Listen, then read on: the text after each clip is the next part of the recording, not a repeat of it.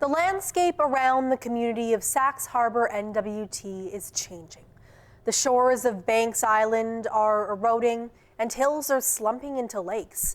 Then there's the melting sea ice, which not only threatens those who rely on the ocean, it also puts the community at the center of a possible global dispute over Arctic waters.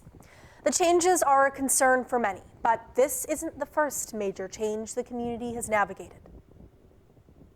The CBC's Luke Carroll was in Sachs Harbour last month, where he spoke to people about the past, present, and future of the community. So, Luke, why don't you start by telling me more about the history of the community and specifically the role that the fur trade played? Yeah, so Sachs Harbour is one of the younger N.W.T. communities. So Banks Island, where Sachs is located, was discovered to have a lot of white foxes, and still does have a lot.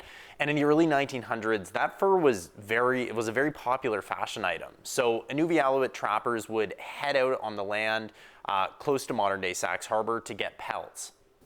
To my recollection, I heard stories about 1930s, somewhere on there. You know, they started 40s, they start living over here, going to mainland to get supplies for the winter, and that's where they survived over here.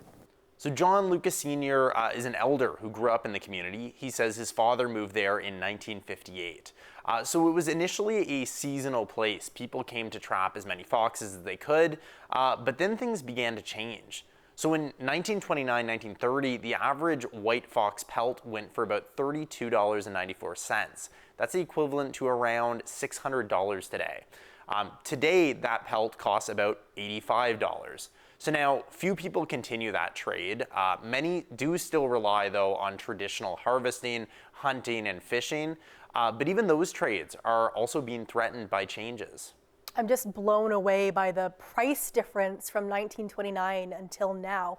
Tell me more about those changes, though, that you just talked about, Luke. Yeah, so Sachs Harbour is really on the front line of climate change. It's seeing those effects firsthand. And people are noticing the eroding coastline, particularly, including John Lucas Sr., who can see the ocean from his back window. Oh yeah, I'm worried about it. The beach is getting closer. Pretty soon I could just about throw a fishing rod from my deck to fish. So his son, John Lucas Jr., is the chairperson of the Sachs Harbour Community Corporation. And he says that they're worried about hills slumping into lakes and threatening the fish they rely on. The other thing they've noticed is less sea ice, which could have a serious impact not just on Sachs Harbour, but Canada and the world. So Sachs Harbour is located along the Northwest Passage, which could be the shortest shipping route connecting Europe and Asia. The area's sovereignty is disputed by other countries, including allies like the US. And Canada's claim on it is really limited by the lack of development there. So what does all this mean then for the future of Sachs Harbour?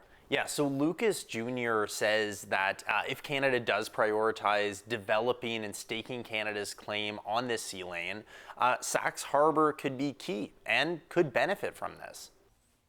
Sachs has to be needs more exposure to the whole Western Arctic. Like when you think about sovereignty, where the furthest community in the ISR, we're 72 degrees north, and sovereignty is really important. So we're trying to convince the federal government to get more infrastructure in the community for Coast Guard and some other stuff in the community. And although there are a lot of changes happening, Megan, there's still a lot of tradition. The children are learning the language, N.W.T. People still rely on hunting and fishing. And although the white fox fur trade has declined, there are still those who practice it. So meet Norman and Akina. My father was a trapper, and he always trapped with his brothers. And growing up, you see that lifestyle. And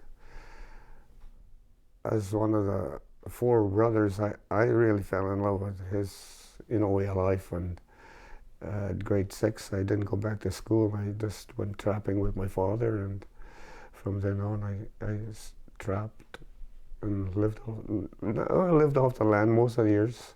So as you can see, there are pelts along his wall. It's not a full-time job, just a hobby, but Anakina says he will continue to do it for as long as he can walk. And although it's maybe not as prominent, it's a trade that is still admired and it's practiced, Megan. Okay, thanks for all your reporting on this, Luke. Thanks for having me here.